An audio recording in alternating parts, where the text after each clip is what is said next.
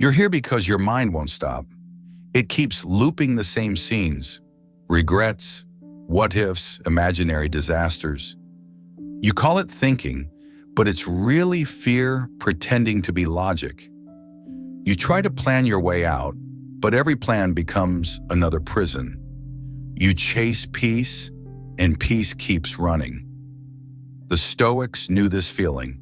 They faced the same storm of thoughts and discovered that peace isn't found by quieting the mind, but by mastering it. So today, we'll do it in two parts. First, you'll learn how to stop your mind from running wild. Then, we'll go deeper into 6 brutal Stoic truths that rebuild the way you think, feel, and live. Each truth is a mirror that cuts through illusion and shows you who you really are beneath the noise. Because clarity doesn't come from silence. It comes from collision. If you stay, you won't just feel better. You'll become better. And the first collision is this. Your mind is an engine, you hold the ignition. Most people treat the mind like a stubborn machine that runs wherever it wants. But here's the shock. Your mind is not a passenger vehicle. It's a high-performance engine. Left on idle, it burns fuel, overheats, and fills the air with smoke. Start it with intention, steer it with clarity, and it can carry you across any terrain. Think of thoughts as gears. When you stay stuck in reverse, regret, comparison, self-doubt, you grind metal against metal. When you shift into forward, gratitude, focus, direction, the ride smooths out. The engine itself isn't good or bad. It magnifies whatever gear you choose. I once sat in an office meeting where a project collapsed in front of everyone. Tension rose, voices sparked. My instinct was to slam the accelerator, raise my voice, join the chaos. But I gripped the wheel instead, wrote quietly on my notepad, "What is the next useful move?" In that moment, the noise became background. I found traction. And when I spoke, calm and precise, the energy shifted. My control of the gear helped others downshift too. Another time in a supermarket, the cashier miscalculated my bill. Old me would have barked, "Check again." That day, I caught the gear before it slipped. I said, "Let's sort it together." Her nervous smile softened. The man in line unclenched, and I walked away not with victory, but with peace. One small shift in gear, and the entire ride of my evening changed. The goal is not to eliminate negative thoughts. Engines need friction to move. The real mastery is deciding which gear deserves your fuel. That's the moment your overthinking ends, when you stop letting the engine drive itself. As Marcus Aurelius wrote, "The happiness of your life depends upon the quality of your thoughts." Quality here means which gear you choose. Don't hand the keys to panic, fear, or anger. Every time you choose clarity over chaos, the road ahead opens wider. Direct the mind from autopilot to pilot. Picture yourself thousands of feet above the earth, harnessed tight across your shoulders. The hatch opens. Air whips past your face, your stomach lurches. And then, without permission, it isn't your body that leaps, it's your thoughts. Panic shoves you forward, rage yanks a strap too soon, doubt murmurs, the parachute won't hold. You're tumbling, spinning, the world a blur. That is life on mental autopilot. Here's the twist. You're not just cargo falling through the sky. You're the one with the handle in your grip. Fear may push, worry may scream, but the decision to steady, to guide, to glide, it belongs to you. Most people spend the day in a mental plunge. A careless word feels like the canopy tangled. A short email reads like catastrophe. By night, they collapse in bed drained, not from reality, but from the inner dive their head insisted was fatal. And that's the hidden cost of overthinking. You drown in stories your mind wrote but reality never approved. The answer isn't canceling the leap. The leap is life itself. The answer is learning the sequence. Breathe, pause, pull. Gusts of anger and fear will always rush in, but a skilled jumper doesn't fight the wind. He angles the fabric, catches lift, and uses the very force that once threatened him. So try this exercise. The ripcord pause. When a heavy thought yanks you downward, stop. Step 1. Whisper to yourself, this is a jump, not a crash. Step 2. Take a full inhale, hold briefly, exhale long, as if you were leveling your chute. Step 3. Ask, what tiny strap can I pull right now? Maybe it's sending one line of the message, drinking a glass of water, or stepping outside for a minute. Small tugs, big stabilization.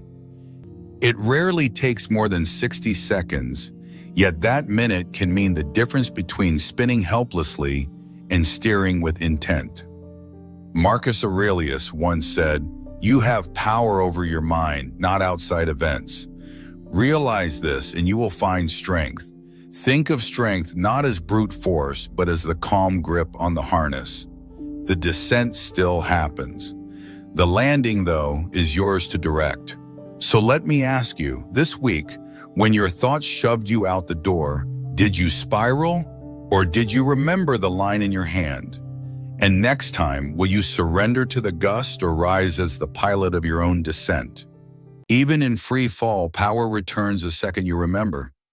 You're still holding the cord. Stop the Runaway movie in your head. How many times this week did your chest tighten before anything even happened? How many times did you rehearse a disaster that never came true? How many nights have you lost to scenes your mind directed, but life never filmed? Your mind might just be the greatest filmmaker alive, yet for some reason it insists on screening horror marathons only you attend. With zero budget, no actors, no studio, it still produces scenes so vivid your heart races as if it were real. A small delay in response from a friend turns into a betrayal scene. A presentation tomorrow becomes a public humiliation montage. Your mind directs, edits, scores, and screens it all before a single thing has happened. I once agreed to share a story at a small community event. The night before, my head produced the same film. Microphones squealing, faces frowning, silence stretching like judgment. That midnight screening dragged on, each cut intensifying the dread until dawn. By morning, I was drained, not from reality, but from the private theater in my mind. And when I actually stepped on stage, none of those horrors came true. Another time, a partner texted, "We need to talk." My head instantly projected a highlight reel of everything that could implode. My pulse spiked. But when we met, it was simply a surprise plan for a weekend trip. The suffering had been self-produced, paid for by my own attention. The point is not to erase imagination. Imagination is a gift. It built bridges, art, inventions. The problem is letting it default to horror genre every time. A wise director uses the same lens to film courage, joy, success. Here's your practice. The title card method. The next time a scary scene plays, pause and label it. Worst case fantasy. Then write or whisper 2 alternative trailers, one realistic, one hopeful. Example, instead of "I'll fail the meeting," say "I'll learn something new," or "They'll ask a question I can answer clearly." Run the new clip 3 times. Notice your body shift. Seneca once wrote, "We suffer more often in imagination than in reality." The line is ancient, but it lands today. Most bruises are shadows, not strikes. Here's something I rarely share. When fear begins filming, stop and shoot your own reel. Close your eyes. Picture yourself handling the situation with calm precision, walking into the room, breathing steady, delivering one clear line.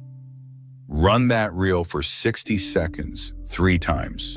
Neuroscience agrees. Your brain rewires on what it rehearses. Build this habit and fear loses its producer's chair.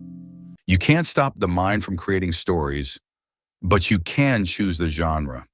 So I'll leave you this. What channel has your mind been tuned to this week, disaster or possibility?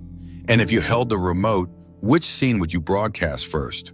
Build this habit and fear slowly loses its producer's chair. And over time, your mind begins to change the genre of its stories, from fear to clarity to calm. Sometimes peace isn't about calming the storm. It's about calling it by its right name. If this part hits something inside you, share it forward. Not for view, but because someone you know is still fighting a movie that doesn't exist. And if you want more clarity, subscribe. You'll need it for the next part. Rename the feeling, reclaim the power. I once realized my head works like a bad office clerk. It stamps urgent on everything. A late text, a frown, even silence. No wonder I felt drained before the day even began. The real problem wasn't the feeling, it was the label I stuck on it. Have you ever noticed how quickly a single word can trap you? You feel your chest tighten and you call it anxiety. Instantly, the label multiplies the weight. But what if the same sensation were called energy? Suddenly, it becomes fuel. The body didn't change, only the word did. Language is the software of emotion. Change one word, and you rewrite the code of how you feel. Emotions are like files on your desktop. The sensation is raw data, but the label is the file name. Call it panic and the system crashes. Call it readiness and the same file launches you forward. I remember standing before a group in the office, hands slightly shaking, heart pounding. The old me would whisper, "I'm too nervous. I can't do this." But that day I chose different words. This is energy. It means I care. My pulse didn't vanish, but it steadied into focus. What had been fear became fuel. Or think about training at the gym. On the last set, your arms tremble, breath heavy. If you say weakness, you'll quit. If you say growth, you'll push one more rep. Same body, new story. Here's something you can try right now. When a strong feeling hits, pause.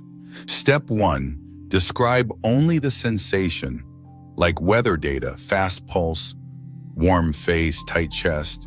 Step 2, choose a label that serves you. Focus, readiness, growth. Step 3, take one micro action aligned with the new name. Breathe once, speak one sentence, take one step forward. Do this 3 times a day and watch how quickly the dictionary of your inner life begins to change. The Stoics understood this deeply. Epictetus reminded us, people are disturbed not by things, but by the views which they take of them. The view is often nothing more than the word we stamp on a moment.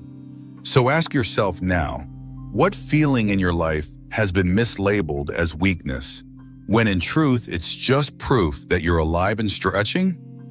And what new name will you give it the next time it knocks on your door? Your words are the weather of your inner world. Speak softly and storms begin to fade. Understand your mind like a system, not a mystery. I remember walking into a client's office with Kai, my mentor, by my side.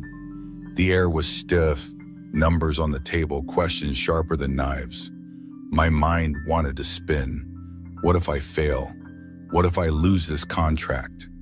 But Kai didn't even flinch. He whispered, almost too soft to hear, "It's just a system." Watch it, he was right. The client's doubts triggered my loop. Cue, pressure, routine, panic, reward, self-sabotage. But that day, because Kai reminded me, I caught the pattern. Instead of spiraling, I breathed, slowed my voice, and answered one question at a time. By the end, the meeting turned, not because the client changed, but because I did. That was when I saw clearly. The mind isn't a mystery to fear, it's a system to study. And systems, once understood, can be redesigned. Once you understand the code, panic loses its magic. Think of your mind like a high-performance lab. Whatever you repeat, it cultures. Feed it panic, it grows panic. Feed it gratitude, it grows resilience. The petri dish never argues. It simply multiplies what you drop in. At 3 p.m. in a cafe, fatigue hits. Old loop, cue, yawn, routine, doom scroll, reward, stimulation. New loop, cue, yawn, routine, stand, walk outside, drink water, reward, clarity. Same system, different routine, new result. People think they fail because they're weak. No, they fail because they trust motivation. Motivation is smoke. Systems are steel. Notice the loops of your day, the cues, the habits, the tiny rewards. Awareness itself begins the redesign. Every loop you spot is one less cage you live in. Marcus Aurelius wrote, "You have power over your mind, not outside events." Realize this and you will find strength. He didn't mean brute force. He meant understanding the system and becoming its engineer, not its prisoner. Answer me honestly, who's been running your loops lately? The weary self that grabs shortcuts in the dark, or the deliberate self that engineers with clarity? One way or another, the system keeps running. The only question is, who's in charge? Step back. You are the observer, not the storm. Silence. That's when the mind grows loudest. A single thought appears, tiny at first, and suddenly it swells into thunder. But here's the truth most people never learn. You are not the thunder, not even the cloud. You are the sky behind it all. Think of your thoughts as trains rushing through a station. Some are noisy, some fast, some late, some broken. The mistake is believing you must board every single one. The moment you step back onto the platform, you realize movement is constant, but you don't have to be dragged by it.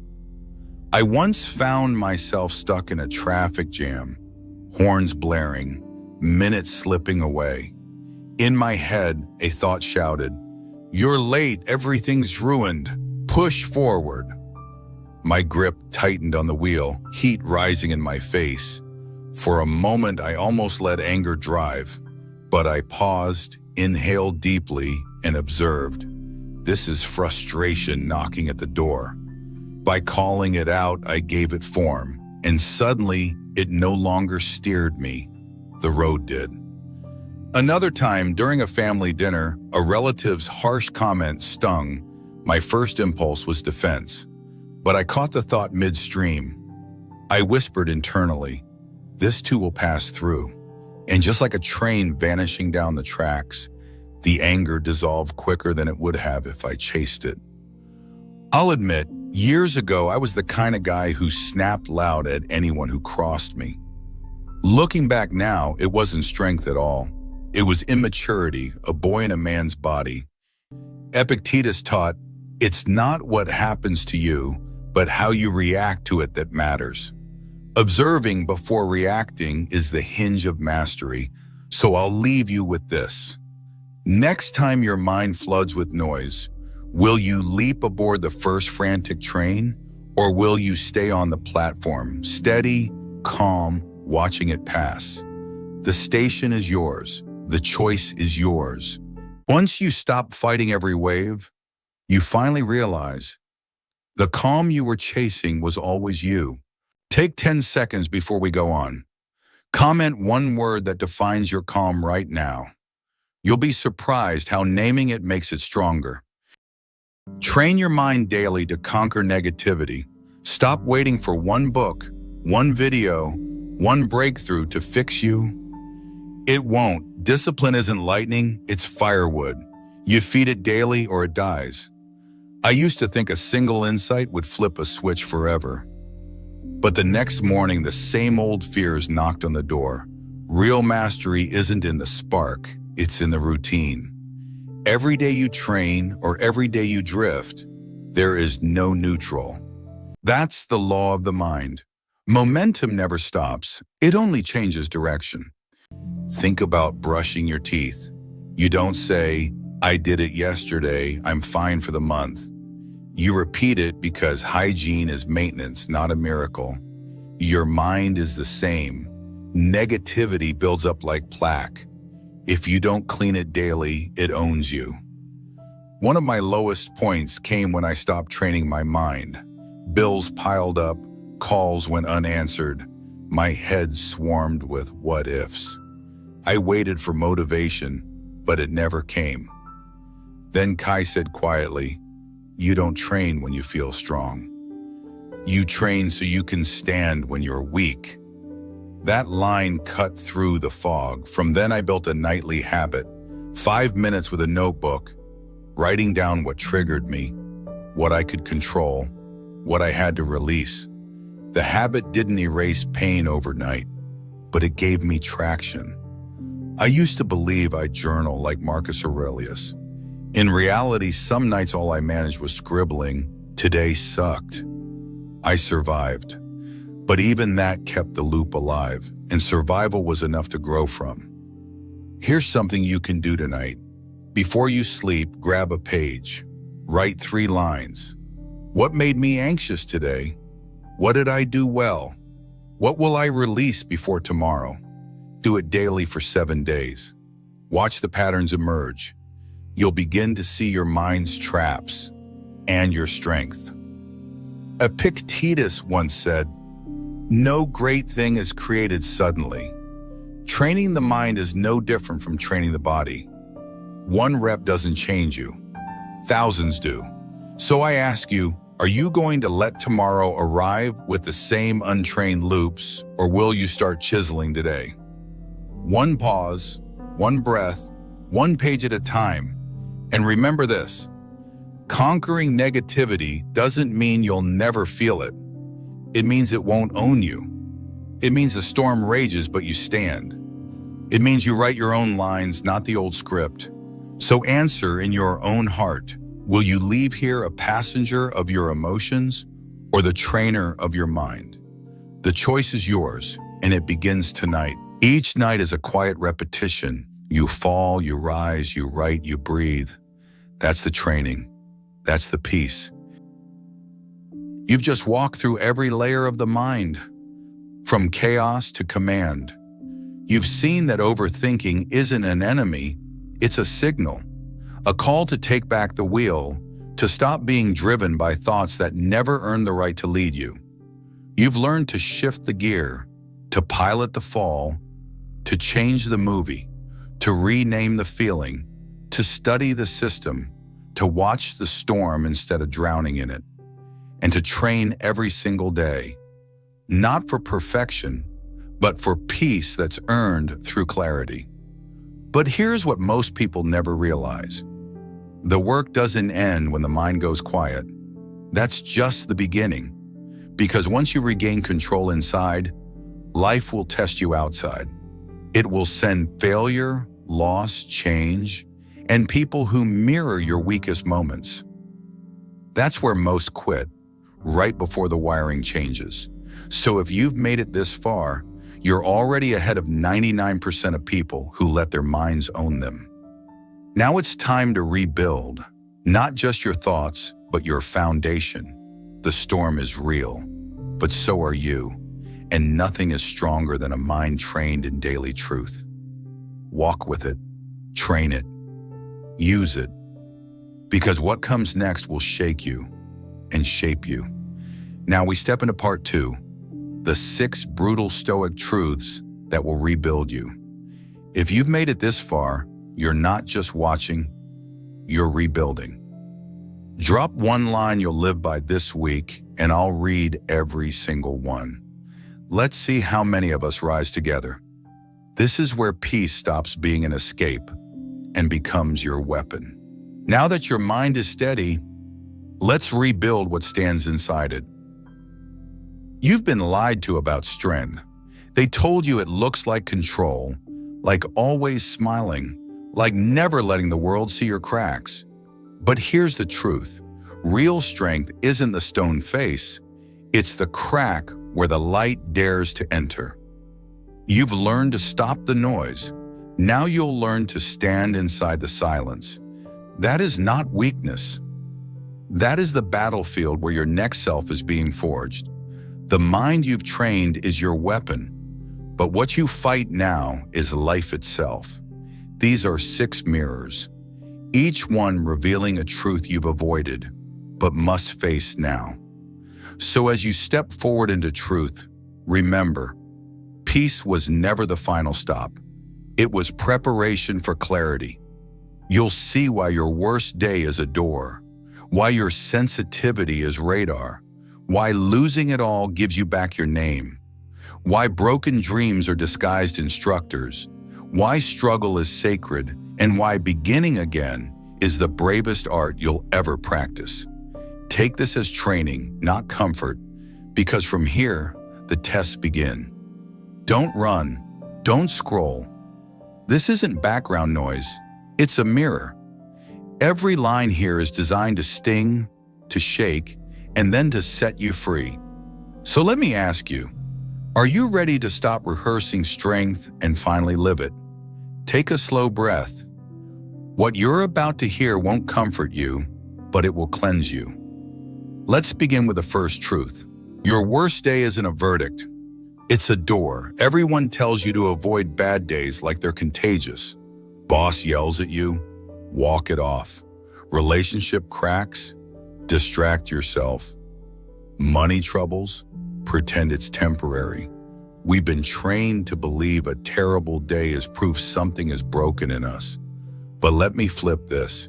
Your worst day is not the judge, it's the doorway.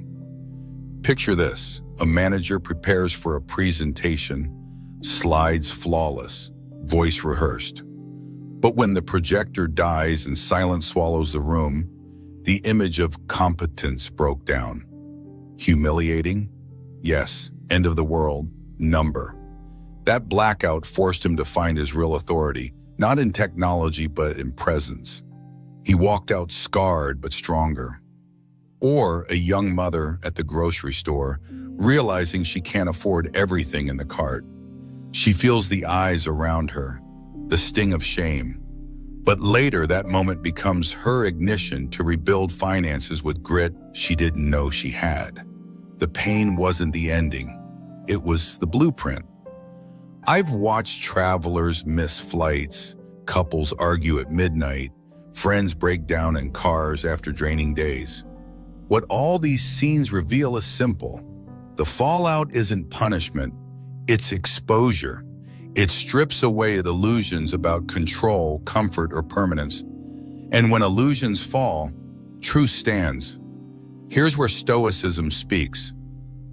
Epictetus once wrote, "Circumstances don't define the man, they reveal him." He wasn't selling optimism. He was enslaved, injured, stripped of status, yet he learned that loss doesn't shrink you, it unmasks you. The day you thought was your execution might be your initiation. Contrarian thought. Comfort makes you fragile. Pain forges you durable. Think about muscles. No strain, no growth. But unlike the gym, life doesn't ask permission before loading the weight. That meeting collapse, that breakup, that empty bank account, they are forced reps for the soul. But let's pause. I'm not telling you to romanticize misery. A terrible day still hurts. Tears still sting. The goal isn't to pretend you're unshaken.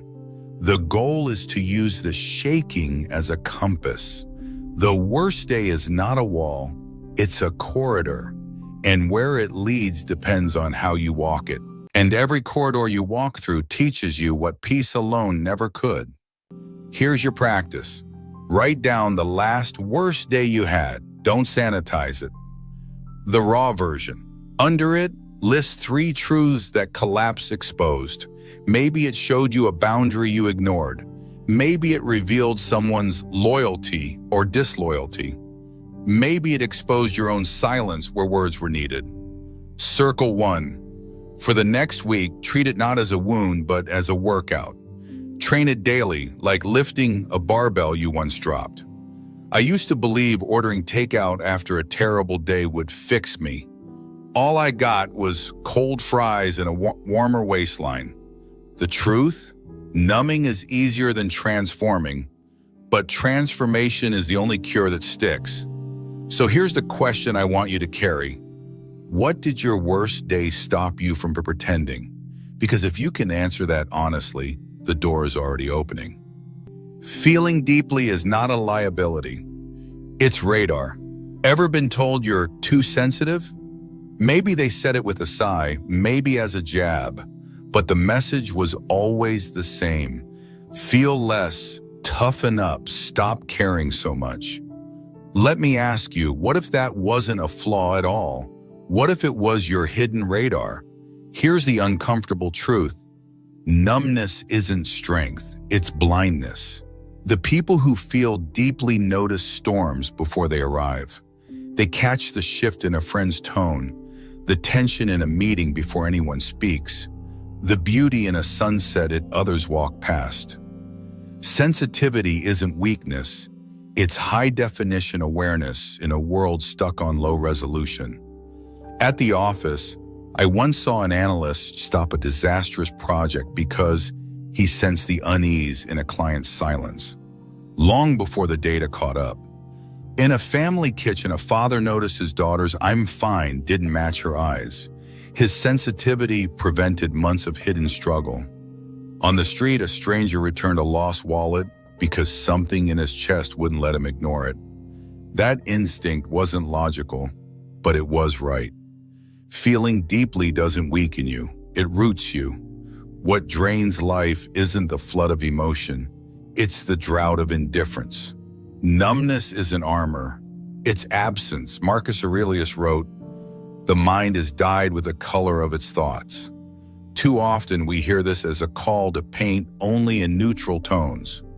But think about it, a fabric with no color is invisible.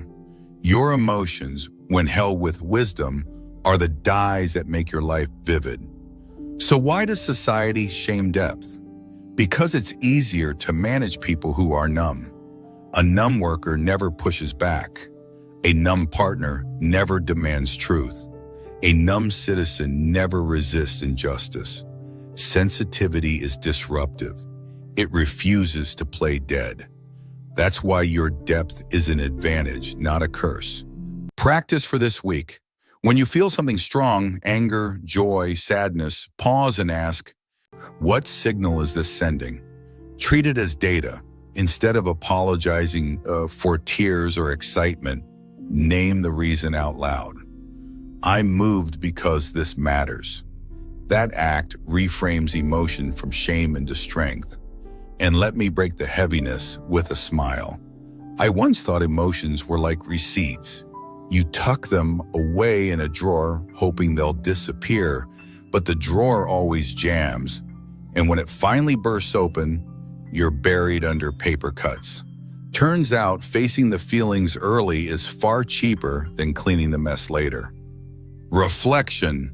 Next time someone calls you too sensitive, hear it as proof that your radar is working. Because the real question is, would you rather walk blind or see the storm before it breaks? Sensitivity is not a storm to survive. It's the radar that guides you home. Losing everything can give you back your name. There are days when endings don't knock politely. It storms in and empties your table, your gym, your status, your relationship, the future you thought was guaranteed. At first, it feels like the ground beneath you has dissolved, but often that falling apart doesn't erase you. It introduces you to yourself. I once sat in an empty apartment, boxes stacked like tombstones of a life gone. In one night, I was stripped of my company, contracts, even loyal friends. For a moment, I thought I had no identity left. But in that silence, I see it clearly. When everything that can be taken is gone, what remains is what cannot. I was no longer a title or a role. I was a man with a pen and the will to keep breathing. And that was enough to begin again. Loss is brutal, but it's also honest. A colleague once told me after being fired, I didn't just lose my job, I lost the illusion that the company loved me. Another friend who went through a divorce said, I thought I had a marriage, but really I just needed to let go of the mask. In both cases, the loss cut deep, but it carved away the costumes. Marcus Aurelius wrote, loss is nothing else but change, and change is nature's delight. He didn't write this from a safe study. He buried children, faced betrayal, and watched an empire weaken. His reminder was this: what disappears was never fully yours. What remains is your character, your choices, your ability to grow. Think of a tree in winter. To the eye, it looks dead. Branches stripped, sky gray, silence everywhere. But underground, unseen, roots are digging deeper. Life is gathering for spring. That's what loss does. It disguises preparation as emptiness. But here's the question: was it really loss, or was it life clearing space for a truer version of you? Practice for this week. Write down one thing you've lost that still stings. Under it, list what it forced you to gain: patience, clarity, courage, humility. Each morning, read that gain before you start your day. It rewires the brain to see loss not as subtraction, but as exchange. In moments like that, clarity doesn't explode with fireworks. It slips in like a whisper you almost miss, a line small enough to fit in your pocket, yet sharp enough to cut through the noise. 4 words became my survival code: less noise, more north. I keep it on my lock screen like a secret key. When the world screams for attention, that line reminds me, the only real task is to walk toward the direction that matters. When I first lost everything, I expected the universe to send me thunder, lightning, maybe an angel with paperwork. Instead, all I got was a landlord reminding me the rent was due. And that's when it hit me. The sign is rarely cosmic. The sign is practical. It's life demanding that you stand up. So here's the question that remains. When life strips away the titles, the possessions, the attachments, who are you without them? And will you be brave enough to let that be the beginning, not the end? Because what you call loss might just be life's way of reintroducing you to you. The dream that died was doing its job. We're taught from childhood, chase your dreams, guard them like treasure, never let them go. But here's the uncomfortable twist. Some dreams are scaffolds, not homes. They're meant to hold you up for a while and then come down. The dream that falls apart isn't always your enemy. Sometimes it's the teacher you didn't invite but desperately needed. Think about the entrepreneur who burns 3 years on a startup, only to watch it fold. In the ashes, she discovers the skills, grit, and network that become the backbone of her next better venture. Or the relationship you swore was forever. When it ends, you grieve, but later realize it freed you from settling for less than you deserve. Even the trip you planned, the one that got canceled at the airport gate, becomes the night you meet a stranger who changes your perspective more than any city could. I'll admit I once believed if I planned every detail, life would owe me the outcome. I built timelines, spreadsheets, even color-coded strategies, as if fate respected Excel. When the plan unraveled, I realized the universe doesn't read our charts. Failure wasn't betrayal, it was correction. Not punishment, not proof you're unworthy, just correction. Epictetus put it sharply, Don't demand that things happen as you wish, but wish that they happen as they do. He wasn't asking us to surrender ambition. He was warning us against worshiping one specific outcome. The Stoic point is simple. Your worth isn't tied to the script in your head. The reroute may be the real road. Imagine a river meeting a boulder. At first, it slams head-on, furious, white foam everywhere. But the river doesn't quit. It bends, it carves, it flows around. Years later, it has shaped an entirely new valley. That's what a dead dream does. It redirects you to a landscape you couldn't see from the old path. Practice for this week. Write down one dream that collapsed, a career path, a relationship, a plan. Under it, list 3 things it gave you anyway: skills, lessons, connections, perspective. Choose one and use it now. Build with the bricks failure left you. Maybe the dream you lost was too small for the person you're becoming. Maybe it wasn't rejection, but redirection. So let me ask you, what dream are you still mourning as if it was your destiny, when in truth, it was only your scaffolding? And are you ready to thank it for holding you up, then let it fall away? Sometimes the dream dies, not to hurt you, but to hand you back your direction. The holiness hidden in your hardest battles. Take one slow breath with me. Feel the air fill your lungs.